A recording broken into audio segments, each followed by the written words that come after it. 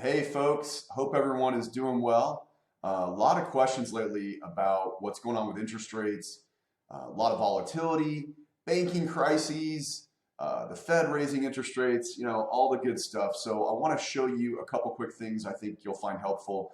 I want to show you where we are, where we've been, and where we think we're going. And then lastly, give you a little perspective over the long run and how it affects you, of course, right? So let's start out with where we're at, or here recently, as of the beginning of this year. Every Thursday, Freddie Mac releases a mortgage survey. Comes out on Thursday afternoons.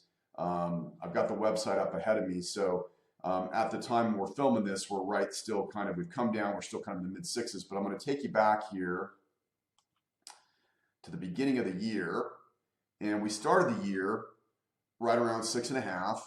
And things were getting a little bit better. We started dropping from 6.5. As the weeks progressed, we came pretty close to hitting, the beginning of February, right around 6. And then we bounced off that bottom, started coming back up. 3 weeks later, man, we're shooting up again, to the high sixes. And here at the beginning of the month, we topped out at, 6.75. And now we've kind of come back to the mid sixes again. So that's kind of what's happened here in the first quarter.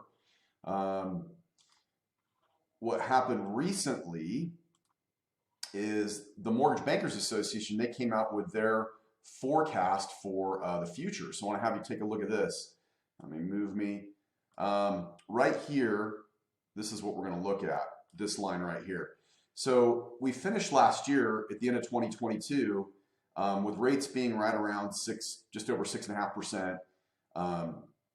We're still kind of, right there in the mid sixes. They're predicting here in the second quarter, we're going to drop down to right around 6 again.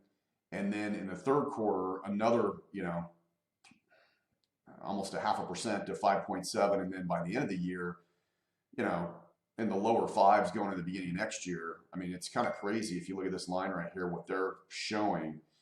So they're kind of predicting that things are going to kind of come under control and get a little bit better, which is great. So that means that folks that we've helped here, toward the end of last year, or even here in the first quarter, this is where we kind of feel like, we will be able to do something a little bit later in the year and it'll make some sense. Now, finally, just to give you some historical perspective, the Fed's just raised interest rates for the Fed funds rate again yesterday, last night, as of filming this. And that put the Fed funds rate at 5%, which means that the prime interest rate is now 8%. So folks that have equity lines, things like that, they're at prime plus a number, right? Well, this is kind of a fun chart that takes us back to 1955, just to give you some perspective. We've spent the last really decade since sort of the subprime crisis where we've had, free money, very, very inexpensive, very little Fed interaction. And it's just recently, we've just jetted it up right here to get inflation under control. Huge, 5% increase over the last literally year, a year ago, St. Patrick's Day. And so that went from, your prime rate being at 3% now to being at 8% to kind of solve the issue with inflation. But man, this is not a new story. It's an old story. You can see back in time here when the same thing happened again.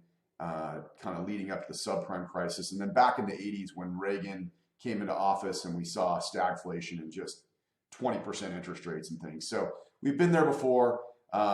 It's not that bad and it's getting better. So hopefully this gives you a little perspective. Things should be cheaper later in the year. If you've got questions, as always, please reach out to me and take care. Thanks for watching.